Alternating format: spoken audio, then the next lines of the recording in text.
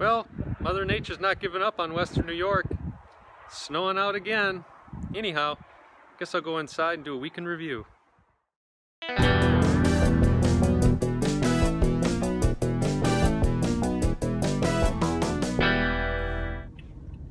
Heading to a local comic shop. It's the one that I go to a lot, Rhinos. Guy's gonna meet me here early. We're gonna try to make a deal for my bronze books, and we'll see how we make out. So we're here. Look at that, looks like he just got here. He's walking in. Pretty cool. Well, pretty fair trade, I think. Stay tuned. Hey, well, time for another week in review. As you can see, it's still really cold outside. It was nice during the week, but this weekend it's going to get chilly a little bit. I think it's going to be in the upper 40s all next week, and hopefully on my birthday next weekend it'll be in the 50s, but we'll see. We'll see how it goes. You saw the other video. I had a trip to Rhinos Comics again. I traded more of my old bronze stuff that I'm not keeping, and it's great because now he can put it out on the floor and people will get to buy it, and you know, to me it's a win-win, and it's great. And I traded for some stuff, and I'll show that in a minute. So that was a nice trip, and it's always fun to go to a comic shop, and there were some people there. It was Sunday morning, so when I was younger, I loved going on Sunday mornings because it just seemed more relaxed, and people were more apt to hang around and talk about, you know, current what's going on in the comics and stuff. So it was kind of neat to see that. And I also witnessed people digging through his boxes and buying stuff that I had traded to him. So that's kind of cool. We did the fun tag video this week. Who Dat ran the 5 books you'll always have in your collection tag, and I was fortunate enough to be tagged by Reaper Tate. And I tagged 5 others, so I'm kind of awaiting their videos. It was a kind of an eclectic mix, I think, of YouTubers that I picked, and I'm sure they're all going to do a great job. So look for those this weekend. I don't know, for those of you that watched the Wednesday night chat with ETA Nick, Reaper Tate, and I, at the end we stayed on for about another half hour. We watched some of the Comic Link closing, and it was really fun. I did that the next 2 days, and I watched some last night as well. Amazing prices going for some of these books, and the ones that surprised me, the Bronze Age books that are you know, commanding pretty high dollar amounts. So it's a great time to be a seller, I guess. I don't know so much about buying, but yeah, it's been a good week for comics for me. I read a lot more this week. It was great. I've been kind of getting into my stacks here right now.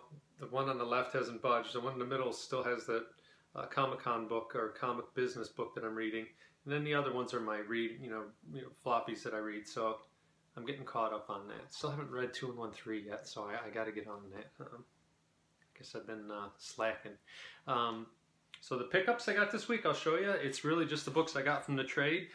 2 are keepers and 2 are going to be for resale. So the first one I grabbed, and I was shocked that it was there and in such nice shape, is Commandy number 29.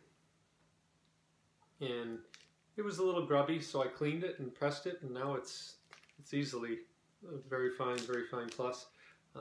Good enough. I mean, even a 7.75 would have been enough for me.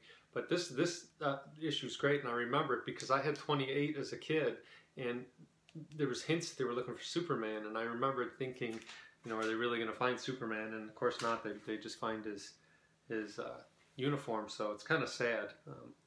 But it's a good story. And then that completes my run on Commandy that I'm going to collect. Kirby, I think, drew through 33, and I think he scripted through 35, 36, and Joe Kubert did the artwork on it. So I think I have those, but I'll look. If not, I'll grab them. The next one is Fantastic Four, number 36, first appearance of the Frightful Four. This book's in real nice shape. I already cleaned it, and I'm going to let Mike press this one. He does better pressing than me, and I want this one to come out perfect. I would say after a press, this is probably, it'll come back right, I would guess a 6.5, but we'll see. But the way I look at it, it's traded money, so it's not like it came out of my pocket. And then the next one is Tales of Suspense number 52. It's the first appearance of Black Widow, and it's got a cool cover with Crimson Dynamo on it. Black Widow really was like a Cold War spy when they first introduced her, so that's kind of cool. This one's in nice shape. Again, I cleaned it up.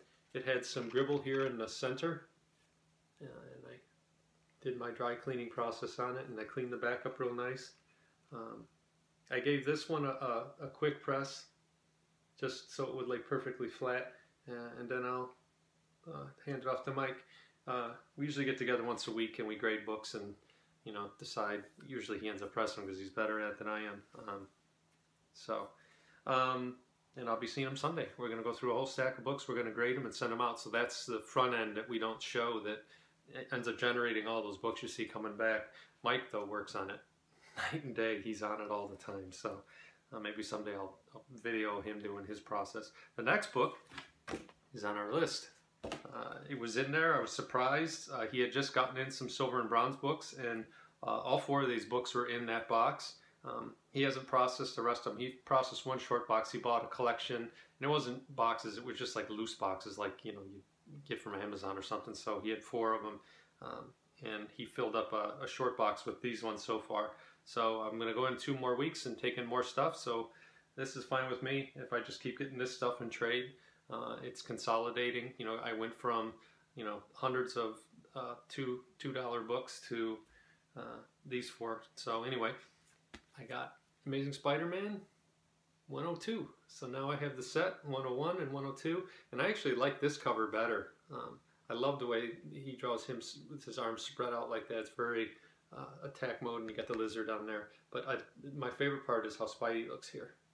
The 6 arms. So see if I get that to not glare. So cool. Great cover. Real happy with it. This is probably an 8.0. It would be higher. It would have been probably a 9.2, except for this little bit of wear right there on the staples, which is inevitable on this series of square bounds. So that knocks it down probably to an 8.0. But that's really the only flaw on it. The corners are sharp. The pages they're fluffy white. The lettering's white. It's a nice book. But it's fine. It's for my collection, so I don't really care. So time for the ceremony part. So we got Amazing Spider-Man 102. So that just leaves All-Star Western 10, Justice League 19, and Avengers 4 on the original list. And the question mark is some other books that I'm hunting after. And I thought it'd be fun if those remain a surprise. But yeah, those are pickups for week, so I was real happy with that. I did bid on Comic Link a couple things, and I was way off. One of them I was 1,000 under, so by the time it ended, and that's fine. It's fun to participate in it. Just watching them go is kind of neat too. Gives you an idea what's in there. Today's sermon is something that that I experienced this week, and maybe for the last couple weeks, and it's a cliche phrase that you hear a lot. Like, you'll see it on coffee cups and bookmarks and things like that, but it's enjoy the journey, not just the destination. The joy should be getting there too, not just getting the thing. And for me, I've been hunting Avengers 4, and I think it was Tuesday night, Wednesday night maybe, I realized that it started to feel like work. Like, I was just like, oh, I gotta get this. You know, I was like gnashing teeth and trying to figure out, how am I gonna get this book? Where am I gonna get this book? And I think we tend to all do that when you're hunting for something, and it's important to do that, because if you don't concentrate, you'll never achieve your goal. You know, the other phrase you always see is eye in the prize. That's important, but I think enjoy getting there. Even the miss hits where you almost got it, or you didn't, or something didn't work out. I was going to make an offer on the book, but then before I did it, I brought it up on my big screen in my living room, and I looked at it real close, and I could see the staples started to do that thing where the staples indent a tiny bit, and usually what that means is it's been wet at one time, and the staples weren't shiny. So that's the pre-stages of rust. And once staples start rusting, there's nothing you can do about it. They're gonna rust. So even if it's slabbed, it's still gonna rust in there. And I don't want to, 10 years from now, have a book that's kind of, I just don't like rusty staples. Rusty staples and that sun shadow, they call it. I don't like where you get that weird tan edge around where a book is overlapped and hung out and exposed to the air, so it gets tanned and then the rest of the book stays white. I don't like that either. So I've looked at hundreds of Avengers #4, so I could tell you that, and I've seen repeats where I looked at a book and it was raw, or it was slabbed and someone just cracked it and re-slabbed it, and it's jumped like PGX or CBCS to CGC and vice versa. So it's pretty neat. I am enjoying it now, though, so I realize that, and I think just realizing if you're focusing and just obsessing about something, it'll ruin, at least for me, it was ruining the fun of getting that book for me. So I have a lot of opportunities coming up at a couple cons, some dealers that I know, and my friend Mike has let them know that what I'm looking for. So hopefully we'll get some books and we'll get that done. But the thing is, just enjoy yourself. Enjoy the journey of getting, if you're hunting for a particular book. And if you don't get it, it's not the end of the world, obviously. These are just comic books. So, but try to enjoy yourself. I know that's hard sometimes because, you know, we want something so bad, or you hunt so bad for it. But just focus and enjoy the journey. So that's it. Homework for today is very simple. It's something that I'm going to do a video on it once the weather breaks. It's not so bad, because I noticed it the other day when I was driving to Rhino's Comics. I went by a place called Empire Comics. It's no longer that. I think it'll be in the video. I'm not sure what it is now. It might be a nail salon. I'm not sure, but it's right next to a fish market. And I can remember I used to go and get my comics on Fridays because that was payday, and I would go in there and in and out quick because the smell from the fish fry vent was right next to where you had to park, and it was just awful. I hate that smell, and it's still there. The fish place is still there. So anyway, go by a place where you used to buy comics and try to get one as far back as you can remember. If it was like a Rexall Drugs or something like that. If you're fortunate it was a comic store and they're still open, that'd be awesome. But just go by and see how you feel when you go by there, because it was neat for me. I went, you know, I drove by there and I looked over, and I can remember a lot of, you know, fond memories of going into that shop and getting my, you know, my pull list, or going through his old, you know, stack, and, you know, getting something cool that I needed to fill a hole in. So, but it's a pretty easy one. If you can, drive by and see if it's still there and what's not, you know, what is it now? You know, is it an Applebee's, or, you know, what's happened to it? It's kind of fun. Recommendations for the week. I would say X-Files is good. It was a Monster of the Week episode. Had to do with witchcraft, and it was this little town in Connecticut, I think called Eastwood, and it was neat. It was a good episode. It was well done. Felt very old school. It was shot well.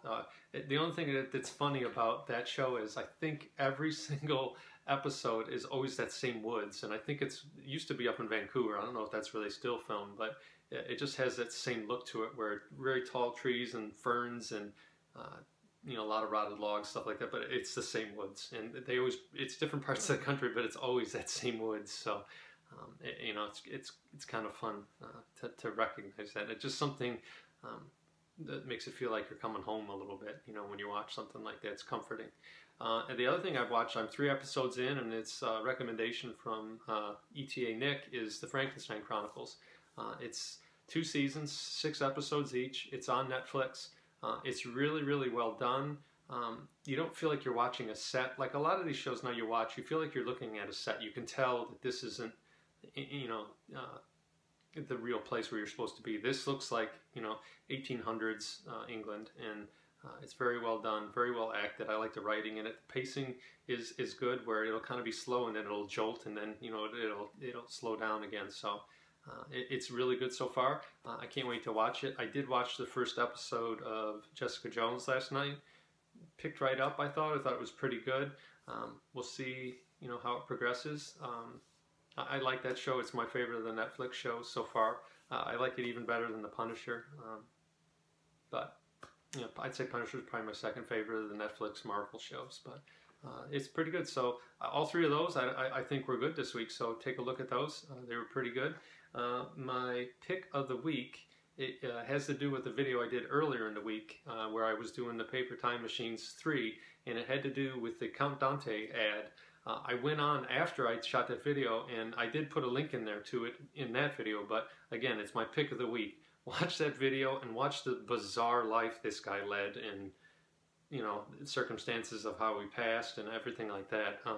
It's pretty interesting. I think most of us that collect in the 70s just remember that ad, because it was a half-page ad and it was just so bizarre looking. I'll put a link to it below so you can watch it, but that's my pick of the week. It's short. It's only like 3 minutes. It's some guy that does short documentaries or something, I think, but it's pretty well done, and it's quick to watch. But just watch it, because it's unbelievable how bizarre, you know, life is definitely stranger than fiction sometimes. But that's all I got for you this week. So keep collecting, be good to each other out there, and I'll see you next time. Bye.